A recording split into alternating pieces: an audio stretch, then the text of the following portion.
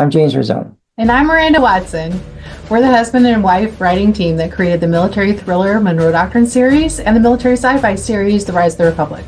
We have some additional content we'd like to share with you guys today, and we hope you'll find it informative and entertaining. We're planning to create more videos similar to this in the future. As always, please like, share, and subscribe. Now let's get started. Chapter 9, Operation Snowman. February 7th, 2021, The Ritz-Carlton, New York, Central Park. Marshal Tate reviewed the intelligence summary put together for him by some of Paige Larson's people. The more he read, the sicker he felt. Tate wanted to vomit, but he knew this was not the time or place. He needed to push through and read this information so he'd be ready for his private meeting with his Secretary of Defense, David Hill, and his National Security Advisor, Paige Larson. The three of them were trying to come up with a joint statement responding to this latest round of hostility. I didn't sign up for this, Tate thought. This wasn't the way he'd been told this would play out. He had to find a way to put an end to this before the country was completely ripped apart. He couldn't concentrate. Tate decided a moment of procrastination was needed and flipped on the flat-screen TV in his room. A CNN report immediately caught his attention, and he turned the volume up. Soon he sat there transfixed. The television anchor asked, "Jay, can you explain to the viewers what you're seeing?" The reporter responded, "Yes, apparently earlier this morning, 19 Republican state legislators and their families were apprehended by state militia and brought to a detention facility outside the city of Milwaukee. The details of what happened next are still a bit murky, as we've been unable to confirm exactly what transpired. But what we do know for sure is that the buses that were transporting these individuals were attacked." The reporter paused, letting out a deep breath. No one survived the assault. Along with the legislators and their families, 8 state militia members that had been transporting these individuals were also killed. This is getting out of control, Tate thought. He clenched his fist angrily before changing the channel to RT Worldwide. A reporter who looked like he'd been up all night was speaking. Looting is running rampant in the city of Los Angeles, as all civil functions have completely broken down. The entire southern half of the state is without power. Without electricity, there is no running water, no refrigeration for food or medication, no working traffic lights, and for now, no cellular service. It's pure chaos here. The police are completely overwhelmed. The anchor asked, "What about the California Civil Defense Force, or any other government support? Is anyone providing them with assistance in this terrible tragedy?" "It would appear that the southern half of the state is completely on its own," the reporter answered. "After a large percentage of the California Army National Guard defected back to the U.S. government's control, the California CDF in this part of the state was largely slaughtered by the U.S. Marines when they captured the ports of L.A. and Long Beach. At this time, the U.S. Marines have not ventured into the city and have primarily remained camped out on the ports and along the U.S.-Mexico border. The elements of the California Army National Guard that defected to the Marines are also nowhere to be seen. The last we heard, they were also along the U.S.-Mexico border, working with the Marines to prevent the Chinese from liberating the state from federal control. We received a message via our satellite phone from the governor of the state, pleading with the Chinese to expedite their plans to free them and provide immediate support and assistance to the people of Southern California. We'll continue to report on what we're seeing. We anticipate that the Chinese ground forces will make a concerted move to help bring humanitarian assistance to this portion of the state that President Sachs has abandoned." Disgusted, Tate shut the TV off and went to the bathroom. He closed the door and looked at himself in the mirror. The dark circles under his eyes seemed far more apparent than before, and he wondered if he had developed more gray hair and wrinkles overnight. Suddenly he bent over the toilet and puked his guts out. After a few minutes, he had emptied his stomach, but continued to dry heave several more times until he felt like he could finally regain control of himself. Someone knocked on the bathroom door. "Are you okay, Marshall?" asked his wife. "I'm fine," he responded, trying to sound calmer than he felt. "I must have eaten something that didn't agree with me." He hoped that the answer would keep her off his case for now. Tate splashed some water on his face. Then he pulled his razor out and proceeded to shave the evening stubble off. Next, he proceeded to take a very long, hot shower as he wrestled in his mind with what to do. "The jig is up," he thought. "We can't keep doing this." He couldn't help but be horrified by the realization that millions of people were dying unnecessarily. All of this so Sachs wouldn't be president a second term? He wondered. Couldn't his sponsors have simply waited him out? Turning the water off, Tate grabbed for a towel and began to dry himself off. Things started to become clearer in his mind. He knew what he needed to do. Now he just had to figure out how to tell the others and make sure they listened to him.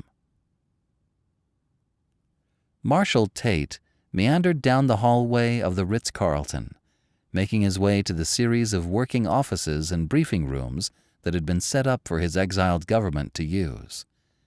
Each door he walked past represented a staffer running a key part of the administration or a cabinet secretary. Too many of the critical positions remained unfilled. Until his government controlled Washington, they only had influence in the liberated states and cities. Even that was fluid as the front lines continued to ebb and flow. Tate shook his head. Every time he walked through one of these fancy corridors, he couldn't help but feel it was pathetic being in a hotel instead of governing from the White House. He reached his destination, a smaller briefing room situated in the center of the hallway. Several guards held the door open for him. When he entered the room, those in attendance stood out of respect and stayed at attention until he had taken his seat at the center of the table. Seated before him were Admiral David Hill, his Secretary of Defense, Paige Larson, his National Security Advisor, Richard Isaacson, his Secretary of State, General Ryan Jackman, the head of his military, or CDF, and Janie Roberts, his Attorney General. These were his most trusted advisors. Tate surveyed their faces. Several of them looked as somber as he felt. He hoped that maybe some of them had come to the same conclusion he had, and knew that they couldn't continue to keep this charade up. Before Marshall could say anything, SecDef Admiral Hill chimed in. "Mr. President, what happened last night was appalling. He stammered. "I don't even know what to say or how to respond. This wasn't part of the plan." Secretary of State Richard Isaacson pounded his fist on the table. "This was never supposed to be part of the plan," he yelled. "The Chinese were supposed to join the Europeans and invade at the same time. By applying pressure on Sachs from all angles, we were going to force him to realize it was futile to resist. Then he should have resigned. By waiting and then losing their ever-loving minds and using nuclear weapons, they've screwed us all over." Attorney General Janie Roberts jumped in. "Have you seen what's happening in California?" she asked, exasperated. "More than half of the state is blacked out. None of their electronics work. I got a call from the governor last night, right after this happened, and he told me most of the state was going to fall into anarchy, and he has no way of stopping it. What few National Guard forces he has that are still loyal to him are caught up in conflicts with military forces loyal to Sachs.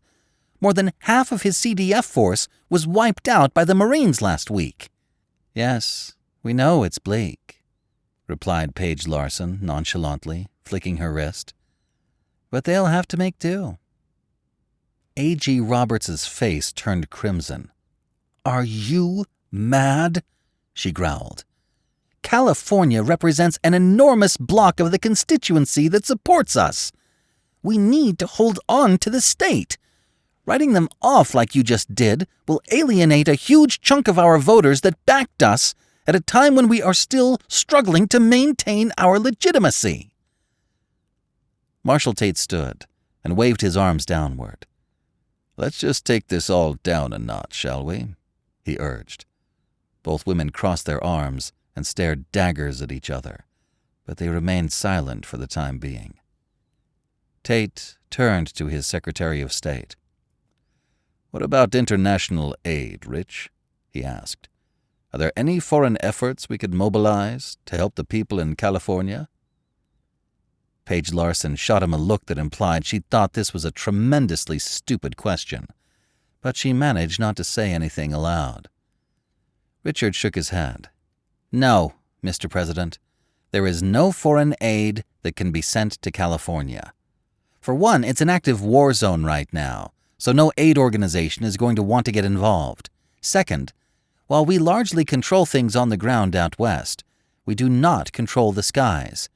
We don't really have an air force to speak of, and unfortunately, our UN allies who had an air force have been soundly defeated." He sighed. "Sir, I don't like this any more than you, but Ms. Larson is right. The people in California are largely on their own until the Chinese are able to break through the Marines at the border. Once they have captured San Diego and Los Angeles, they can begin to restore order and bring in help." Lieutenant General Ryan Jackman leaned forward. "Richard, when you spoke with the Chinese, did they give you an estimate of when they will be launching their main offensive?" he pressed. "Soon was all they told me." Jackman snorted and shook his head. He and Admiral Hill exchanged nervous glances. Tate couldn't let the interplay between them go unaddressed. "Secretary Hill? General Jackman?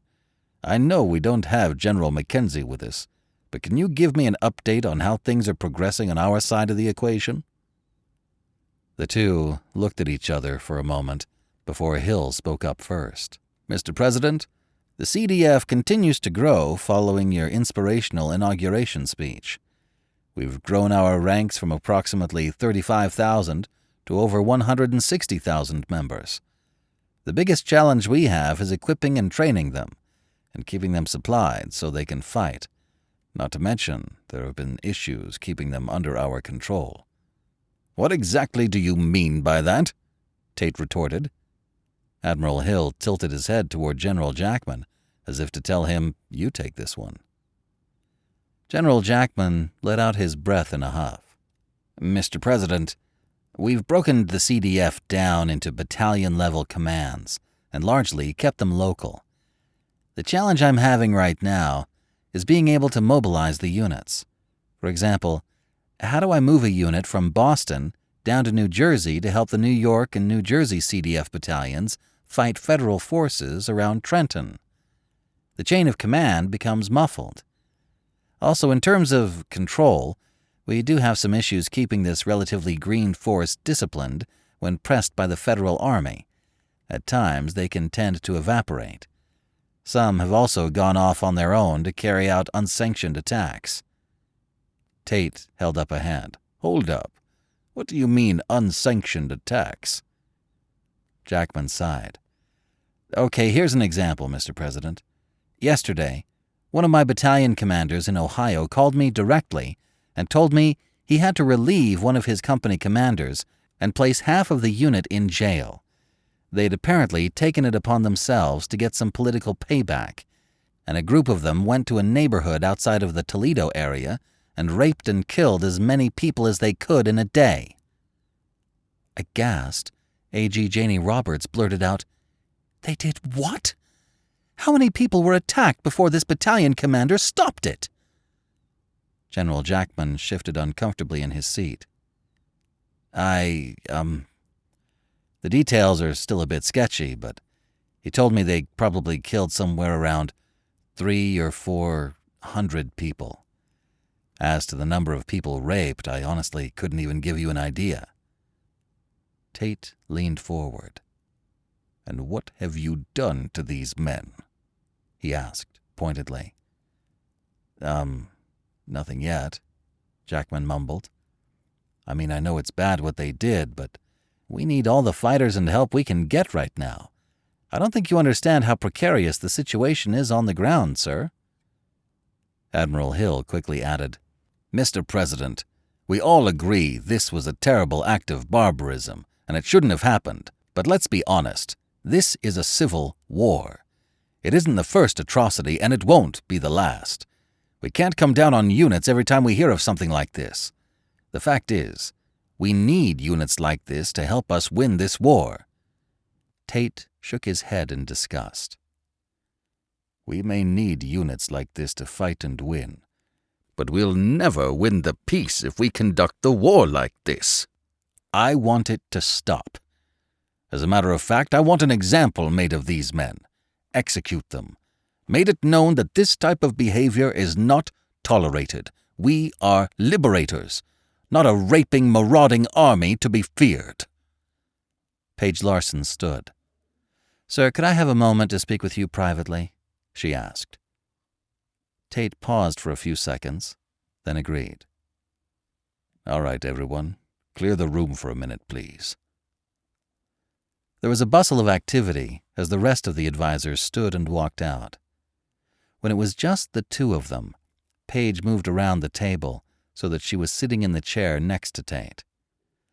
Looking at him, she asked, "What's the problem, Marshal?" "What do you mean, Paige?" Tate asked, crossing his arms.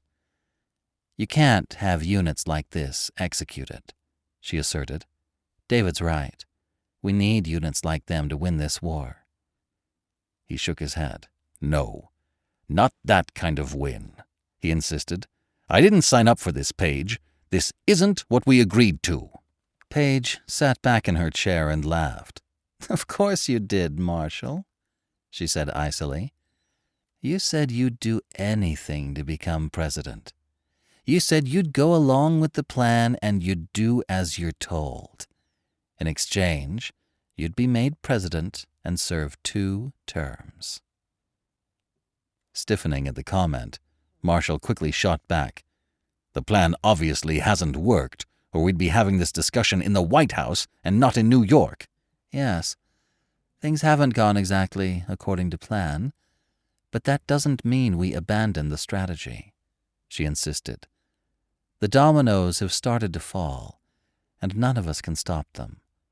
We need to see our piece through to the end." "And what end is that, Paige? The Chinese controlling half of America? They clearly had a different agenda than what everyone else agreed to. They let the UN force die on the vine and waited to attack until Sachs's forces had largely defeated the UN. Now they can come in like a knight on a shining white horse to liberate us from the evil Jonathan Sachs, and in exchange they get what? The West Coast and the American Southwest in compensation?" Paige sat there for a moment, calculating her response. Finally, she sighed. "If this civil war ends and you are president, will it matter if the Chinese control Texas and California? You'll still control the rest of the country. The Chinese will have the resources and people to help us rebuild. You'll be the fearless leader who fought and defeated a horrible tyrant in the White House. You'll go down as one of the greatest American presidents in history, the man who saved the Republic." "And all it'll have cost me is 2 of America's most valuable states in exchange?" Tate asked incredulously. "Paige, you are striking a bargain too one-sided for anyone to accept. Even if I win, the American people would never settle for the Chinese controlling the American Southwest. They'd demand they leave, or that we fight until we force them to." Paige leaned forward and fixed Tate with a steely look. "Marshall, if you aren't willing to see this plan through to the end and honor the bargain that's been struck to make you president, then another person will take your place. Is that understood?" Paige stared at him for a second, before her expression softened to a smile. "Just continue to play your part. You're doing great." February 9th, 2021, Monticello, Illinois. First Lieutenant Trey Regan had just been promoted to captain. He had been given command of the newly reconstituted Bravo Company as the 198th Armor Regiment geared up for the much-anticipated Midwest counterattack. They were going to retake the central Midwest and push the European and Russian forces back across the Canadian border. Regan was excited at the prospect of helping to finally defeat this foreign invasion. Most of Regan's original company, along with Echo Company, had been slaughtered during the mad dash of the first couple weeks of the war by the German-Dutch division Schnellkräfte. After nearly a 10-day lull in fighting, their brigade had been augmented with a few hundred new recruits from basic and advanced training, along with 36 new M1A2 main battle tanks from the cold storage depot. Having been reconstituted and brought up to 90% strength, they'd been moved to a position between Decatur and Champaign, Illinois. The regimental briefing had just finished a few minutes earlier, but Captain Regan wanted to get a better picture of what was going on all around them, so he headed to the part of the tent where a map board was hanging from some 550 cord. He stared at it blankly for a moment before the overall strategy began to make more sense to him. To the left flank of their current location, their sister regiment, the 137th Infantry, was waiting in the city of Decatur. They'd advance behind his regiment's tanks once they broke through the enemy lines. Screening to their right was 1st Squadron, 98th Cavalry Regiment. They were hunkered down in Monticello and would cover their right flank as they advanced to contact. Once Regan's regiment made a hole in the enemy lines, their two sister regiments would rush through behind them. Following their advance was 1st Battalion, 155th Infantry Regiment. They were going to act as their mobile reserve should they get bogged down in a particular spot. The 2nd Battalion, 198th Armor Regiment, would accompany Regan's unit as they worked to find, fix, and then destroy the German-Dutch army somewhere in front of them. Colonel Beasley walked up behind him. "It looks more complicated than it really is," he remarked. Regan shrugged. "I just wanted to get a better picture of what we're headed into," he explained. "When I was at the division meeting last night, the G2 said the bulk of the German armor was hunkered down around this point here," Colonel Beasley said, pointing to the area of contention. Regan saw the spot was a large patch of flat farmland stretching between Bloomington and Onarga. That's good tank country. Nice, flat, and wide open. Beasley grunted. "It sure is. That's why you guys are going to have to stay frosty, Regan. I don't have to tell you not to underestimate these German tankers. They're better tankers than the Russians we first fought. They also know if we break through their lines here, we may be able to roll their entire line up all the way back to Kankakee. If we do that, we'll be in spitting distance from Gary, Indiana, and we can cut off their entire force in northern Illinois and Wisconsin." Regan turned to look at Colonel Beasley. "We'll find the bastards, sir, and then we'll kill 'em all." As he walked back, Regan saw that Sergeant First Class Miller had finished painting 4 new rings on the barrel of their tank. There was a total of 22 of them now, each one representing an armor kill they'd managed since the beginning of the war. When Regan had been promoted to captain, one of the first things he'd done was get the brigade commander to promote Miller 2 grades, making him an E7. That way Miller could help him manage the company better. Regan wanted and needed an experienced tank commander in the vehicle with him when the shooting started, so he could hand off the duties of fighting the tank while he coordinated the rest of the company. Miller heard Regan approach and turned around. "When do we push off?" he asked.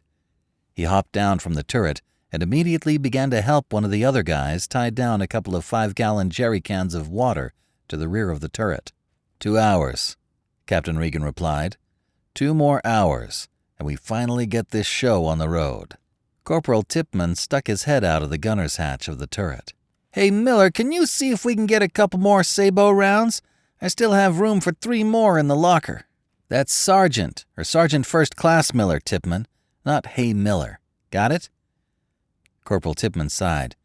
"Yes, Sergeant," he answered, annoyed but appropriately respectful. "Sergeant, can you please check on getting us some additional sabot rounds?" he asked. Sergeant Miller smiled. "Yes, Corporal," he answered. "I will go check on getting us a few extra rounds. Help Jasek get these water cans loaded in the cage, and make sure you guys have that new camouflage netting properly secured." Miller turned to Captain Regan. "I'll be back shortly, sir. I'm going to go hunt down some more tank rounds. You need me for anything else?" "No, Sergeant, I'm okay," Regan responded. "Make sure you're back in 30 minutes, though, okay? I'm going to go over our objectives with the rest of the company, and I want you there." Miller nodded, then took off to find some additional tank rounds to top off their stores. Looking at his watch, Regan saw it was now 0934 hours. They were 34 minutes late in starting this new offensive, and he was growing more agitated by the minute. Just as he was about to pick up the radio and inquire with headquarters as to what the holdup was, he heard the rumble of artillery further behind them. Captain Regan poked his head out of the turret. Behind them, their artillery, the 2 114th Field Artillery Regiment, had finally started the show. The 155mm M109 self-prepared Paladins were going to hit the known and suspected enemy tank positions with a short barrage before the regiment kicked off their attack. Miller popped his head out of the gunner's hatch to see what Regan was looking at. "It's about time they started firing," Miller commented. "Those freaking gun bunnies are always late." Captain Regan turned back to the front and lifted his field glasses to his eyes. He couldn't see where the artillery rounds were hitting, but he still felt the urge to look anyway. "Agreed," he remarked. "Time to get this show on the road." Regan slipped back inside the turret and depressed the talk button on his radio. He had enough experience to wait a second for the familiar beep, indicating the sync guards had synced before he started talking. "Dixie 6 to all Dixie elements. Let's roll," Regan announced. "Time for the Mississippi Guard to go kick some ass," he thought to himself. Regan switched to the vehicle intercom. "Driver, head to waypoint 1. Keep us moving at 25 miles per hour and watch for obstacles." With the order given, the tank lurched forward, and they took up the lead position in the arrow formation. Regan knew his tank should probably be further back in the formation, but he didn't care. He firmly believed that you led from the front. Regan had read somewhere that General Patton used to like to ride in the lead tank, or have a jeep lead the charge, as he held his pearl-handled revolvers. Not that Regan fashioned himself after Patton, but he figured if old Blood and Guts could do it, so could he. Standing up in the turret, Regan looked to his right and left. His platoons were emerging from their covered positions as they steadily advanced over the small engineering bridge that spanned Sagamon Creek next to a small bridge on County Road 320 East. A week earlier, a driver in their scout platoon had mistakenly thought the bridge would hold up as he drove his Bradley over it. Sadly, the bridge had fallen apart on them, and the vehicle had crashed into the creek. It had taken them a few hours to get a wrecker to pull the Bradley out of the water. The next day, the engineers had moved one of their heavy assault bridge spans to the spot, so the tanks could get across the creek. "We're over the bridge," their driver called out over the intercom. The tank started picking up speed again. Miller was peering through the gunner's sight when he called out, "I don't see anything just yet. Nothing on thermals or infrared either." Regan nodded, more to himself than anyone else. He kept looking through his own commander's sight extension, switching between thermals and their regular lens. With it still being winter, it was relatively easy to spot a vehicle or person against the cold air and ground. Artillery rounds were still flying over their heads, heading toward an unseen enemy. Their rhythmic thudding and explosions could be heard off in the distance, reminding them that a war was still raging, even if no one was shooting at them right at this moment. Either our artillery scouts have found something, or those guys are wasting a lot of ammo firing at something they can't see, Regan thought pensively. As they drove down the county road, they spotted the small town of Cisco to the left, along with Interstate 72. I-72 was the first waypoint. Once the regiment made it there, they'd line up and prepare to make their mad dash across roughly 20 or so miles of open ground to the town of Farmer City, or Waypoint 2. Once they reached Farmer City, they expected to meet the first line of resistance. 5 more minutes went by as they continued down the road to the embankment of I-72. Standing in the turret, Regan looked to his right and caught sight of a handful of homes nestled on the side of the road up against the trees. He saw a few adults and some kids standing on their front porches or in their yards. The little kids held up tiny American flags, and the parents waved briefly as they caught his eye. They were all smiling and looking like they were delighted to see them instead of the Germans. Captain Regan suddenly felt a wave of anger wash over him. He couldn't believe that he was driving a tank through southern Illinois in order to liberate parts of his own country. As they rolled past more homes and saw civilians waving, he felt a sinking feeling in the pit of his stomach. These were the true victims of all of this chaos. Regan pushed past these emotions and forced himself to smile and wave. No sense in making things worse. When they reached the embankment of the interstate, Captain Regan ordered his company to stop. His tank came abreast as they waited for the rest of the regiment to move forward. The next dash they were going to make was across some pretty flat farmland, with little in the way of cover. Since it was ideal tank country, it would probably be where they'd meet their first signs of resistance. Peering out of their IR camouflage netting, Oberfeldwebel Karl Haag observed the sky, checking to see if he could spot any reconnaissance drones or surveillance aircraft leading the advance of the American force. His German paratrooper unit had known the Americans would eventually attack them.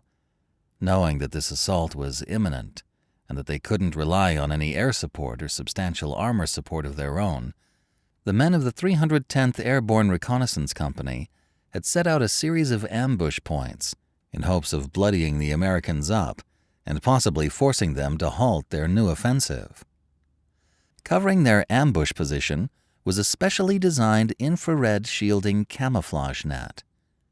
It was the latest in German technology and should help to conceal their location from any thermal or other types of surveillance devices on the enemy tanks or drones that might be flying overhead. Turning to look at the 3 other soldiers in the shallow trench they called home these past 5 days, Haag saw that his men were tired but ready for action. Thus far, their highly trained unit had been kicking the crap out of the Americans, although Haag knew deep down that was primarily because they had caught them by surprise. Once the Americans got themselves organized, they'd come at them like banshees. As the 4 of them were eating their morning Einmannpackung, the German version of an MRE, they were interrupted by the unmistakable sound of artillery rounds flying over their positions. Not far behind them, the ground shook as the high-explosive rounds hit targets to their rear. Looking at his soldiers, Haag exclaimed, "Toss your breakfast and grab your weapons. The Americans are coming." The 4 of them grabbed one last bite of food and began to get their weapons ready. Aside from their personal rifles, they had 1 Heckler & Koch MG4 and 2 Panzerfaust 3s. As they prepared their weapons and extra rockets, Haag made a point of making sure they had their white sheet unfurled and attached to the stick they'd found a while back. 3 days ago, Haag and his men had agreed that after they carried out their attack, if it looked like they were going to get killed, they'd voluntarily give up. There was no point in dying in this hole if they genuinely had no hope of winning the battle or making a difference. But until that time came, they'd do their best to rough the Americans up. 10 minutes went by. Eventually, the artillery barrage lifted. As it did, they made a quick check of their field phone to see if it was still working. The artillery hadn't destroyed the telephone cable, which was good. Now they just had to hope their command wire to their explosives hadn't been cut either. As Oberfeldwebel Haag listened, he realized that the enemy artillery hadn't stopped entirely, but had merely drifted further away. He also heard a new noise. It was faint at first, but unmistakable. The clinking mechanical sound of tank treads and the almost high-pitched whine of the Honeywell multi-fuel turbine engines of Abrams tanks. Sensing the enemy was getting closer to them, Haag lifted his field glasses to his eyes and scanned the sector to their front. A couple of minutes went by as the tanks drew closer. Then Haag spotted them. At first all he could see was the radio antennas of the vehicles swaying and rocking as they made their way through the farm field. Eventually, the shape of the turrets appeared as the lead tanks moved closer to the southern embankment of Interstate 72. Intermixed with the tanks were several M2A4 Bradley fighting vehicles and a group of strikers. Those concerned Haag the most. An armored force almost always traveled with a contingent of infantry.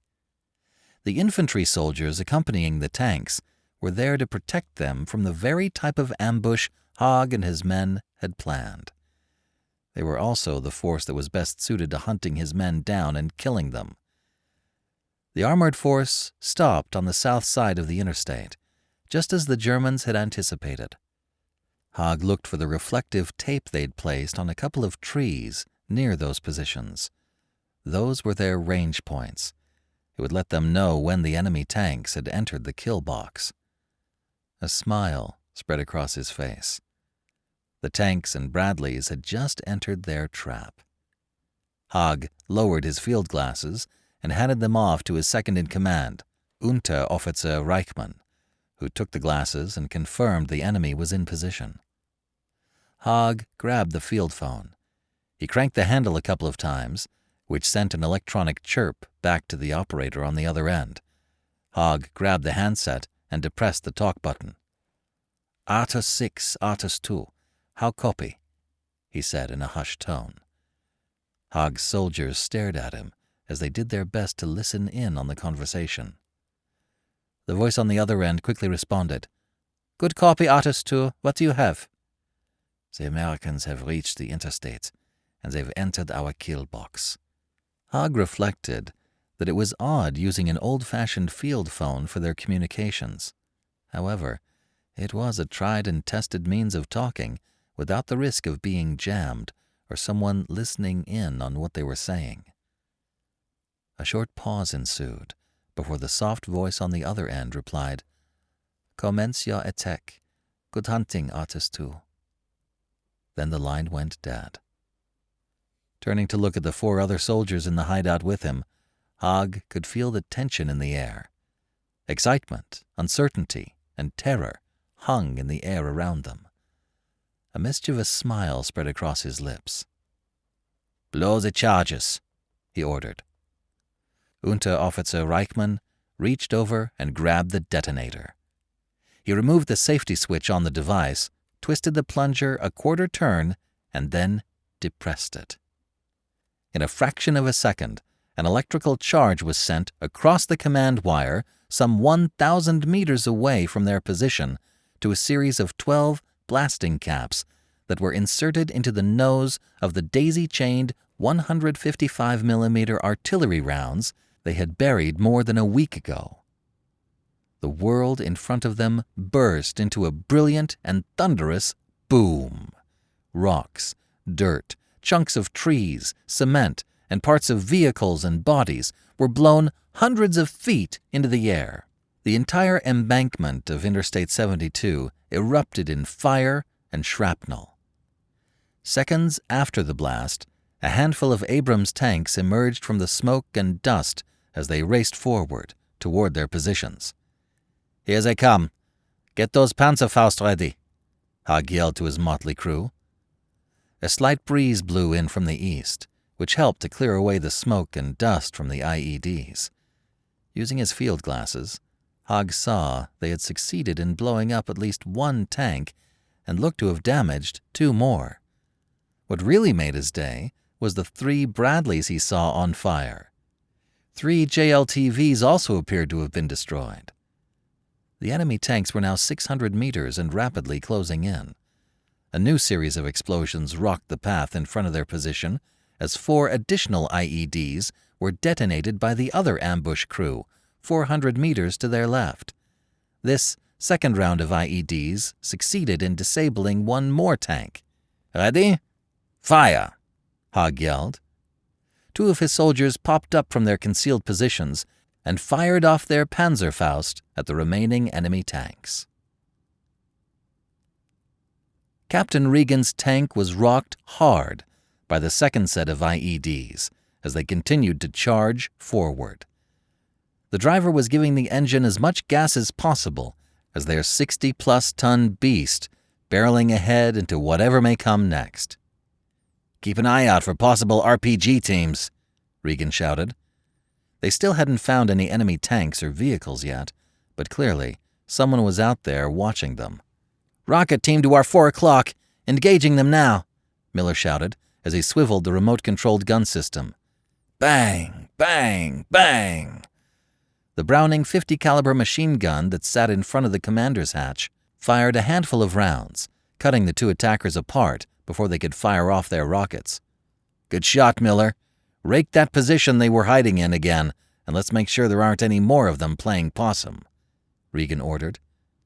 Miller proceeded to pump a dozen or so rounds into the makeshift hideout. An urgent call came from one of the tankers in Blue Platoon. "Enemy tanks to our front, 2,800 meters, my 9 o'clock." Miller immediately shifted the main gun to Blue 2's location and scanned for a target. "Enemy tank, 2,300 meters to our 3 o'clock. He's right behind that barn to the left of that blue farmhouse. See it, sir?" Miller shouted. He was clearly looking for verification that he wasn't just seeing things. Captain Regan peered through the commander's sight extension. It was hard to see, but he could make out the silhouette of the barrel. Whoever had positioned that tank there had done a damn good job. They'd nearly missed it. Turning to look at Miller, Regan shouted, "Tank identified. Load Sabo." "Sabo up," echoed their loader. Knowing they already had a Sabo in the tube, the loader lifted the arming handle up, letting the computer know the gun was ready to fire. Looking through the targeting sight one last time, Miller yelled, "Firing!" Boom! The cannon belched flames out the front as it recoiled back inside the turret, and the spent aft cap dropped to the floor, making a metallic clink. The cabin filled with the smells of burnt cordite and powder. "Load Sabo!" Miller shouted as he got them ready to engage another tank. The loader hit the ammo locker door with his knee, bent over, and grabbed the back of a Sabo round with his gloved hand. As he pulled the round out of the ammo locker, his knee knocked the door button, closing it again, as he shifted his body around to ram the next round into the empty breech. With the round now seated, he closed the breech, lifting the arming handle up again. "Sabo up!" he shouted. The tank continued to bounce a bit as they made their way over a lot of uneven farm fields. Their company was continuing to move toward the known German lines, which were still another 15 miles to their front. As they jolted around a bit from the terrain, Miller continued to scan to their left for additional targets, while Regan looked to their right. Boom! Boom! 2 enormous explosions went off, nearly knocking Miller and Regan out of their seats. The loader fell backward, hitting his head on something sharp. The gash was bleeding profusely as he tried to shake off what had just happened. "What the hell was that?" yelled their driver over the crew net. "Driver, halt. I need to go topside. Miller, see if you can help Mouse. That cut looks pretty bad." The vehicle came to a quick halt, and Regan unlocked the commander's hatch and pushed it open. He reached above the lip with his hands and pulled himself out of the turret. Standing up, Regan looked out to see what had blown up. To his surprise, he saw the remains of a minivan nearby were ablaze and completely torn apart. A few feet away from the van was a striker vehicle that had been blown over on its side. Half a dozen soldiers had set up a defensive perimeter while the other soldiers were tending to their wounded.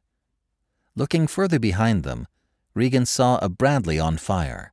It appeared to have hit a mine or an IED. In either case, it wasn't operational. Shaking his head in frustration, Captain Regan cursed at himself for allowing them to have been ambushed like this. He wondered if they had been too predictable in their attack. Several more of the tanks from his company pulled up alongside his vehicle, with their commanders looking out of their hatches to get a better view of the area. Regan nodded toward a few of them as he pulled out his map. A few Bradleys rumbled up next to them, and the second echelon of troops that were going to support them joined them as well. Looking down at the map, Regan saw that they were in front of the small town of Weldon. Then an idea hit him. Sensing they needed to make a change in strategy, Regan switched his radio to the battalion net. It was time to call an audible. Dixie 6 to all rebel elements. Pull your maps out and listen up. Our initial plan was to assault from waypoint Bravo. Break. He paused for just a second before resuming. The enemy must have anticipated us moving there because they hit us with one hell of an ambush. Break. Feeling like the plan was all coming together in his head, Regan continued. Right now, we're supposed to advance to waypoint Charlie, but that's the most likely avenue of attack for our tanks with our current battle plan. I think there's also another ambush waiting for us, so I'm calling a frago. Break. I'm going to shift my Dixie element around Lake Clinton and jump on the hardball on State Road 54 and advance behind Farmer City. I'm requesting all rebel elements follow my lead through Clinton. How copy? Now came the moment of truth.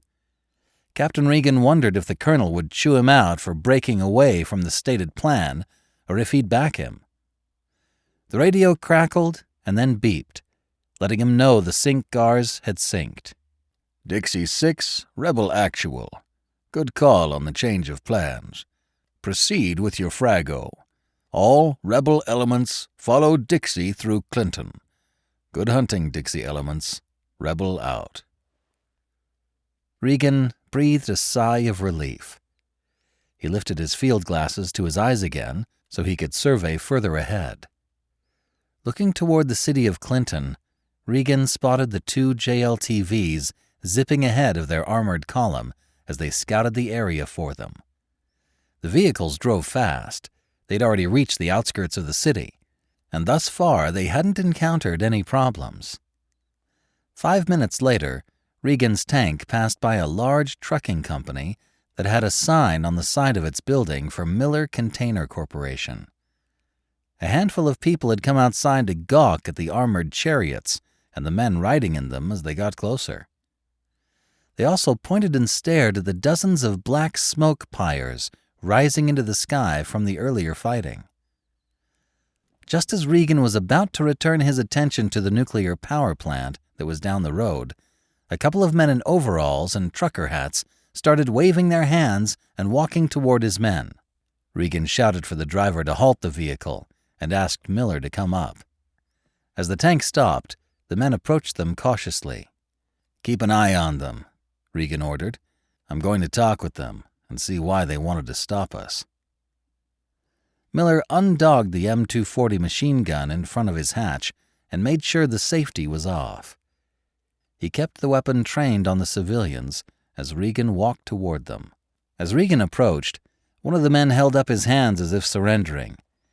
"We saw you guys coming and wanted to give you a warning," he said. "The Germans came through here a couple of weeks ago. They've been setting up all sorts of booby traps for you guys." Regan's left eyebrow rose. "If I show you a map, can you tell me where and what kind of trap they've placed?"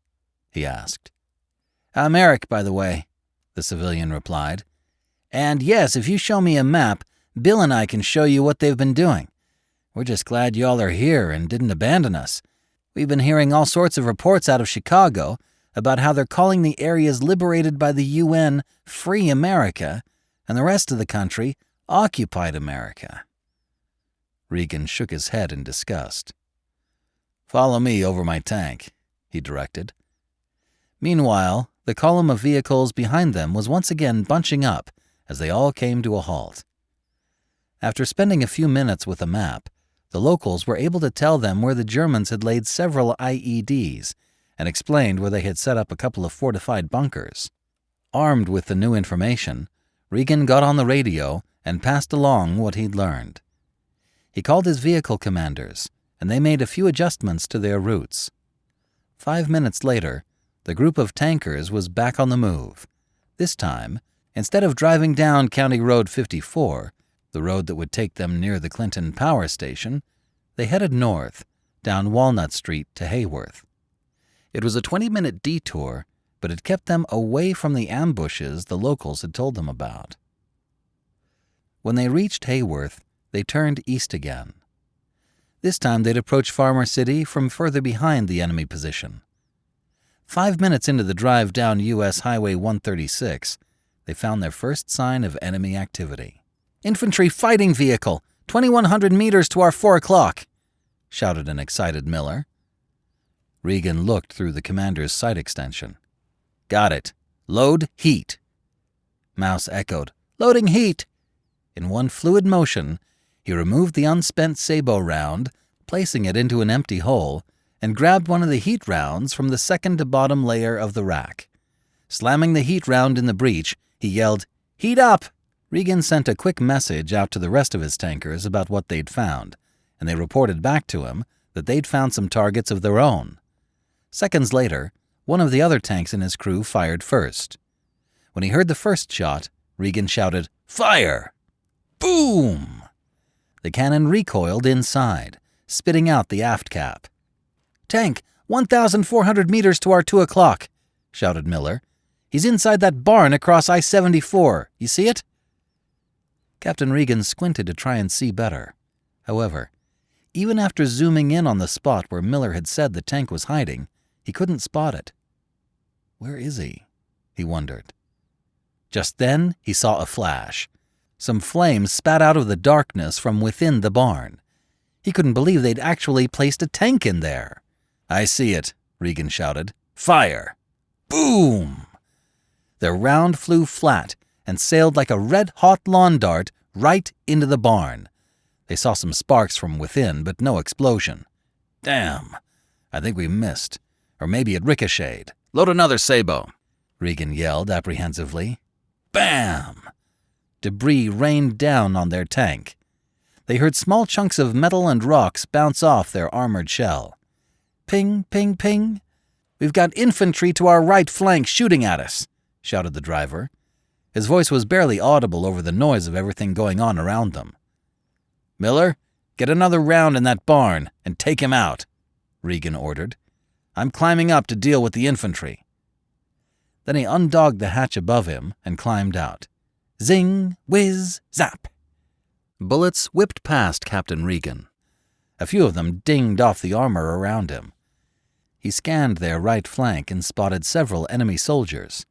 Regan unlocked the Mod Deuce from the remote firing system and manually moved it to face the infantry. He spotted about a dozen infantrymen shooting away at his tank and the others near him. The soldiers likely knew that their bullets couldn't penetrate their armor, but that didn't stop them from sending a lot of lead his way. Swoosh! Bang! Out of nowhere, the tank to his right, maybe 200 meters away, was suddenly hit by a rocket of some sort. The tank clanked to a halt, its track having been blown off its sprocket. Captain Regan swiveled the Mod Deuce in the direction the rocket had originated from and spotted the attackers. A German soldier had just sighted in on one of the striker vehicles. He fired just as the 50 caliber rounds from Regan's gun ripped the man's body apart. Captain Regan hit the talk button on his CVC. "All Dixie elements, beware.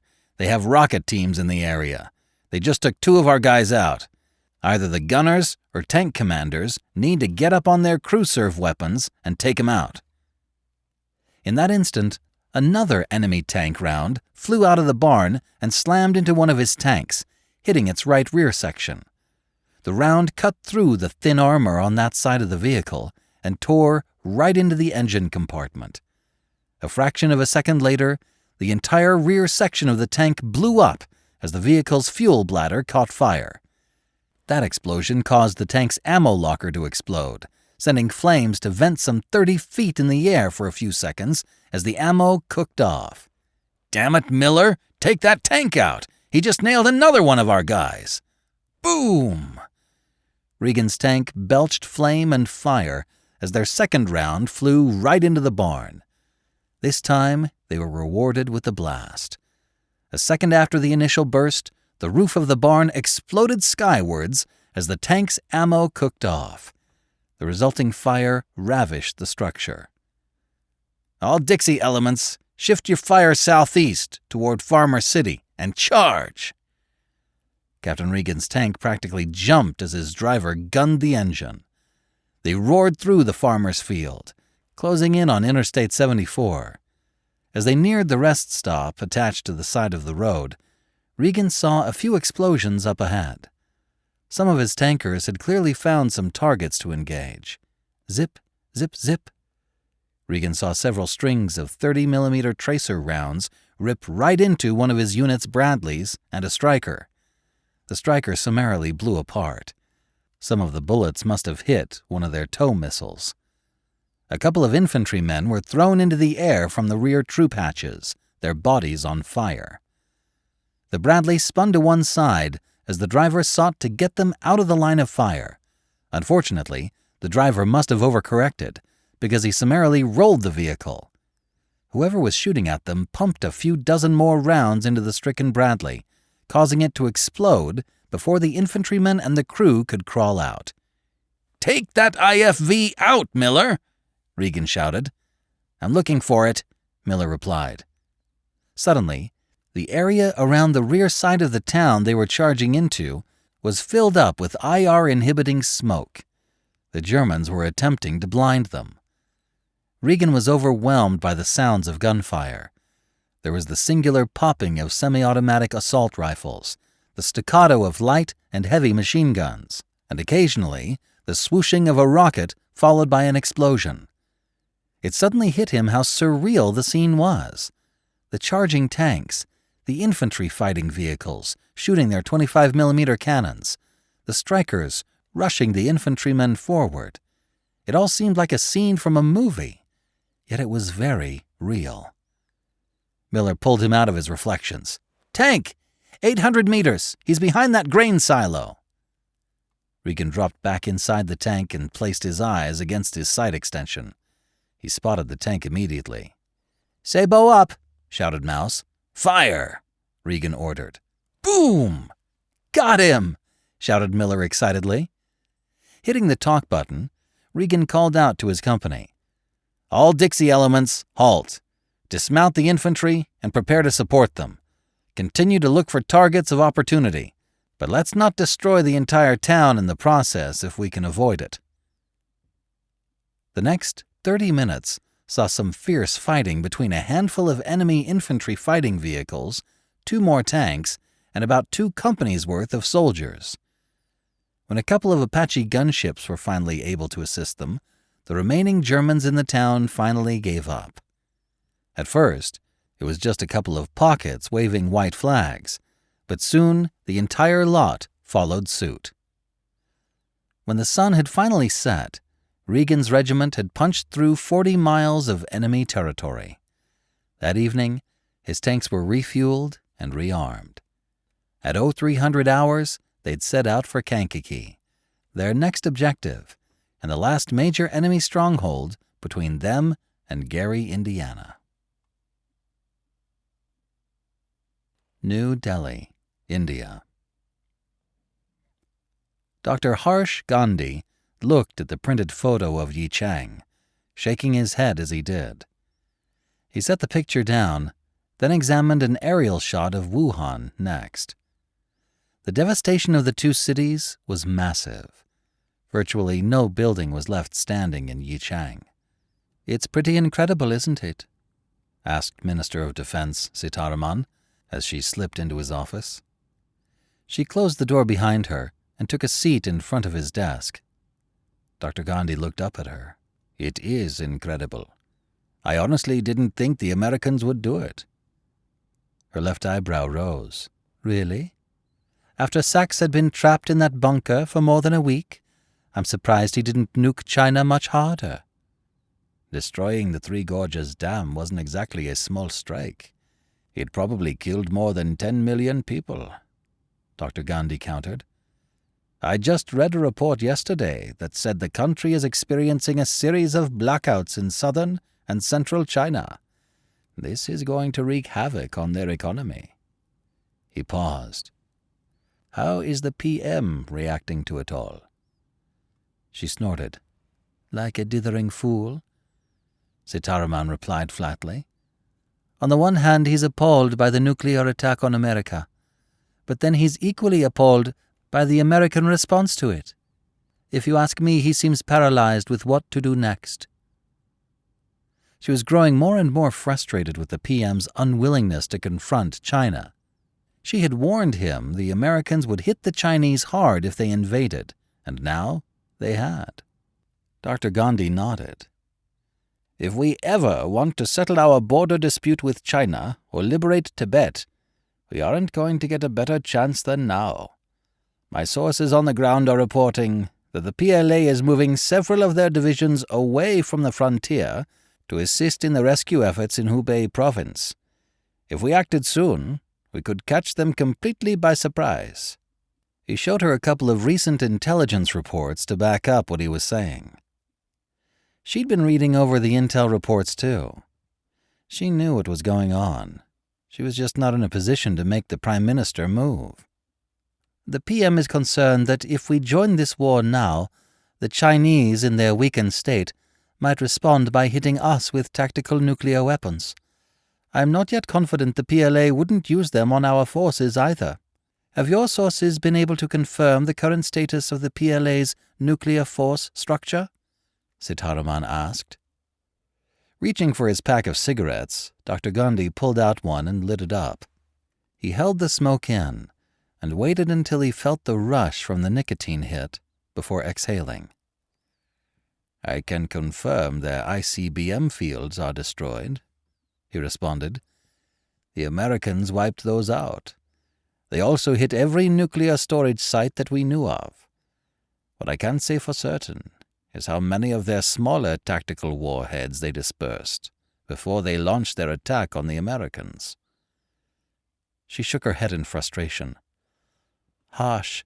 I can't push the PM into our corner to attack if I don't know how many tactical nukes they may still have or where they are. If I convince him to give the go order and the PLA hits us with a few nukes, we'll have to respond. If that happens, it'll most certainly drag Pakistan in. I can fight and win a conventional war against the PLA, but I can't fight and win against the PLA and Pakistan. The Chinese know that, and so does Pakistan." "And therein lies the rub," Dr. Gandhi replied, blowing a smoke ring. "Pakistan, the bane of our existence. How many times have we been hampered in what we can do because of Pakistan?" Gandhi asked angrily. For decades, Indian foreign policy had been constrained by China to their east and Pakistan to their west, both nuclear-armed powers. "I know. I am flying to Washington to meet with the Americans' new Secretary of Defense and President Sachs," Sitaraman announced. "I'm going to ask them if there is a way they can help us neutralize the Pakistani threat so we can have a freer hand in dealing with China." "Really? And the PM is okay with this trip?" Gandhi asked, skeptical that he would authorize such a trip. She shrugged her shoulders. "I told him if I could not work out some sort of arrangement with the Americans to help us deal with Pakistan, then I'd back his position to remain neutral." Gandhi's eyes went wide as saucers. "That's a big risk. You've already moved several divisions to the border, We've been activating our reserves in preparation for an invasion. If the PM completely walks away from this threat, it'll have long-lasting repercussions." She sighed loudly. "I know.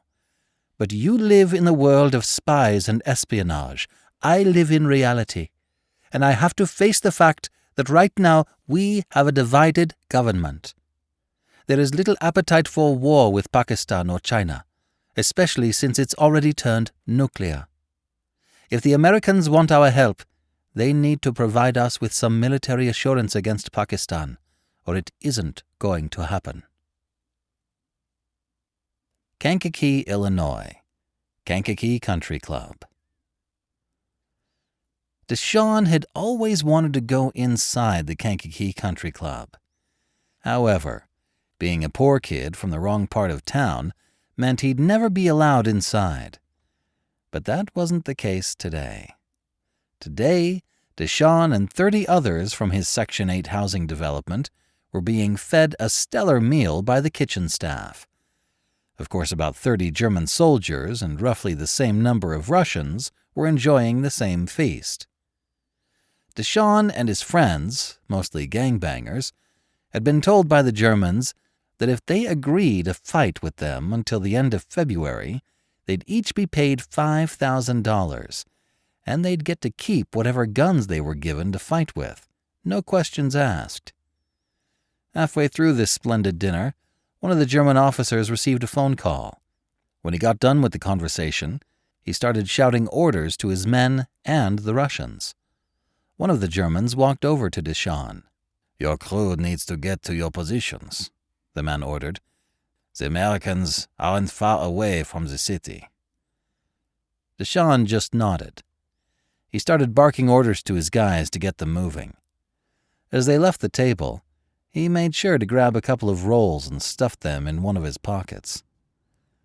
A few minutes later, they were trudging through the cold to get down to their positions along the Kankakee River.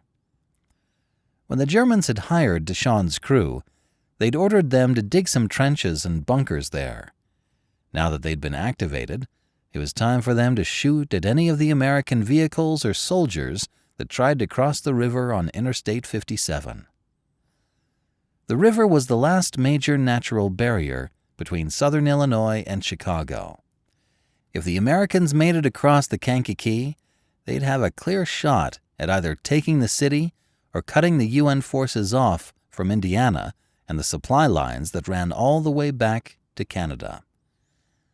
Deshawn plopped himself down in one of the bunkers and pulled out one of the rolls he'd grabbed from the restaurant. As he scarfed it down, the other 3 guys looked at him with hungry eyes, ticked that they hadn't thought to bring a roll for themselves. 3 long hours went by without hearing or seeing anything. The men in the bunker were getting tired, and they were more than a bit annoyed that they had been dragged away from their dinner only to sit in the cold. "Where are they?" thought Deshawn. The Germans had made it seem like they'd barely have enough time to make it to the river. Then they heard an explosion in the distance. Another blast erupted, this time much closer. The 4 of them looked out the slits in the bunker to see if they could spot where the explosions were coming from. "Over there," one of them said excitedly. Before he could spot the source of the attacks, Deshawn's ears registered a giant boom. Something had really gone up a few miles in front of them. Then he saw strings of red and green tracer fire start to crisscross the sky. Every now and then, he'd see some red tracer fire pelt the ground. Some kind of rockets or missiles ignited from the black sky to race down to an object in the dark and blow up. Suddenly, the $5,000 the Germans were paying him didn't seem like very much. Deshawn could see his guys starting to get anxious. As each explosion got closer and the reports of the machine guns inched closer to them, they were visibly nervous. One of his friend's hand was shaking so obviously there was no hiding it. A German soldier walked into their bunker.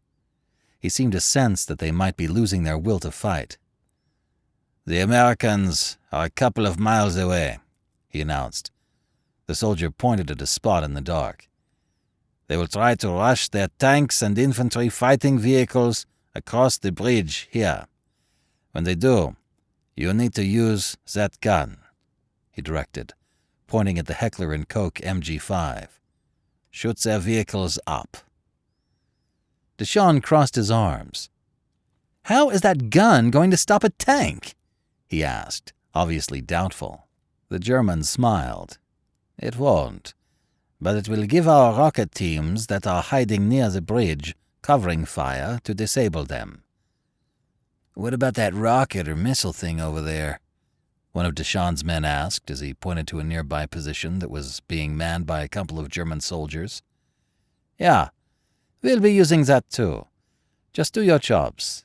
We'll do ours, and we'll stop them here at the river," the German replied nonchalantly.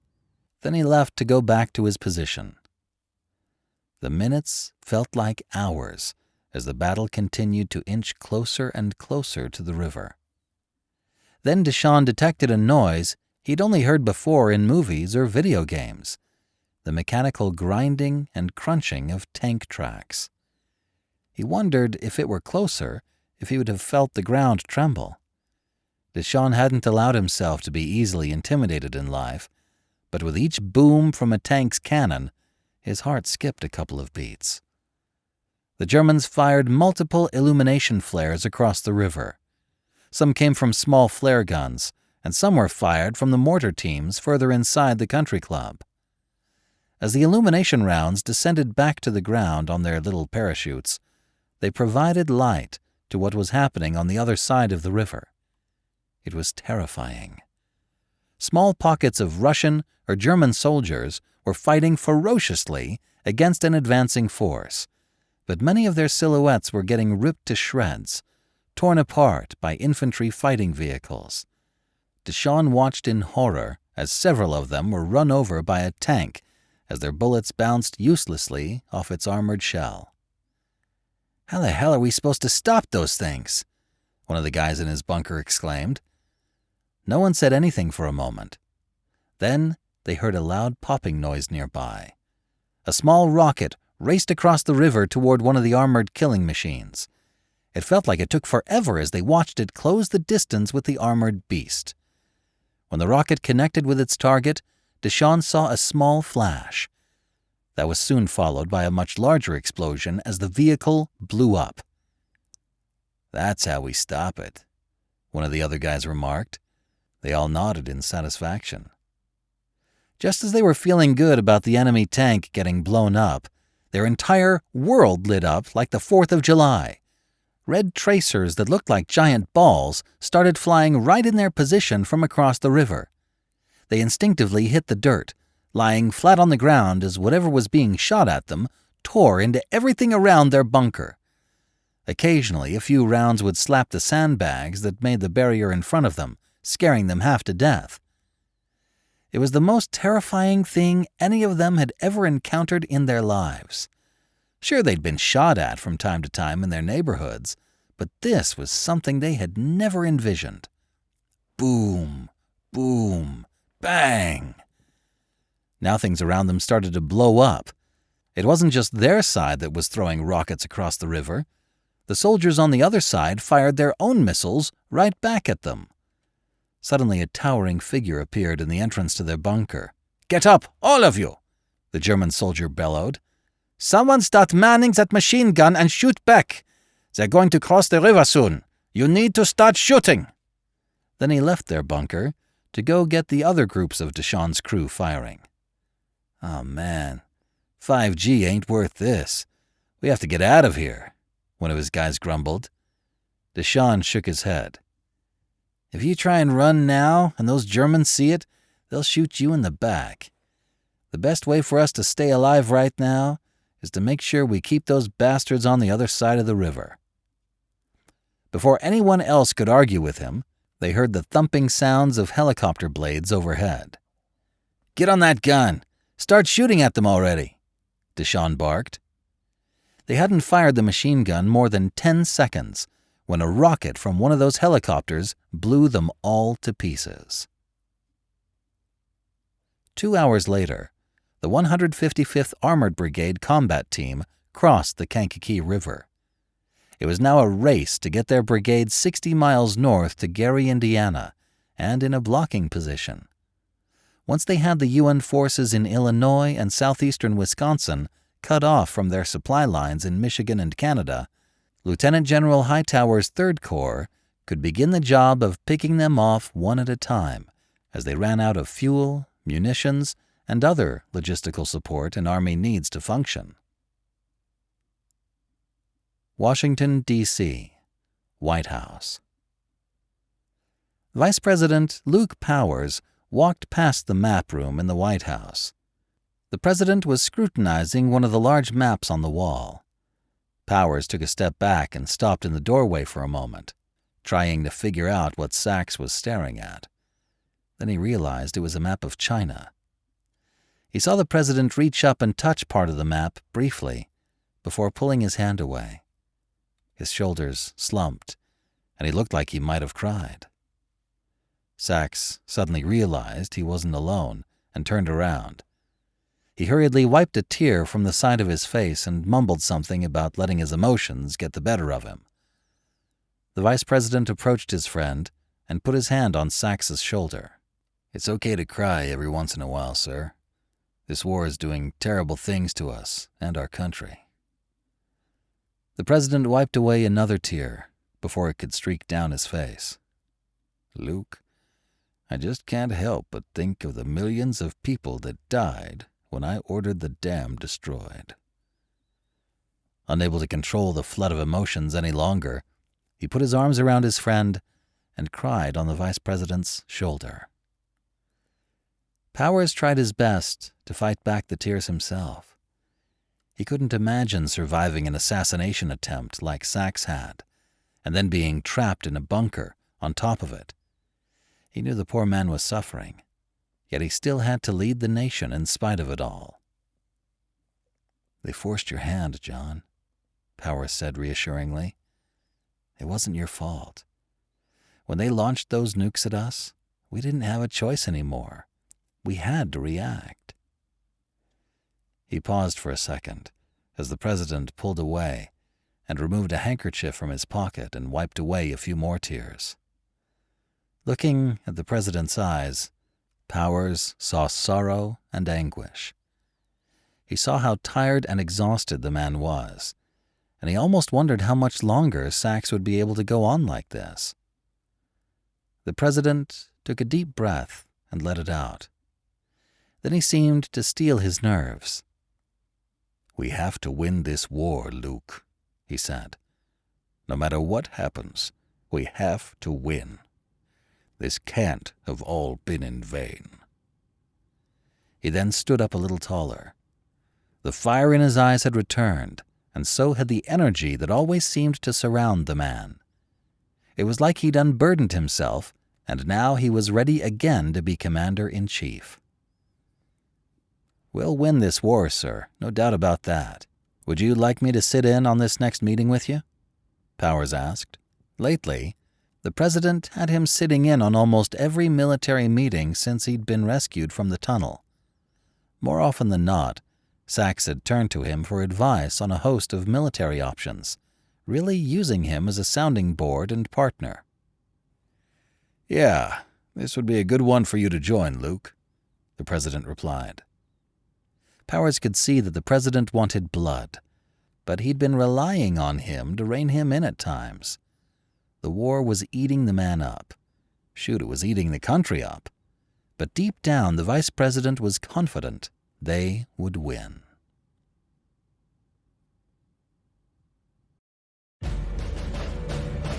Thank you for watching our video. If you enjoyed it, don't forget to like, subscribe, and hit the notification bell so you'll never miss another video.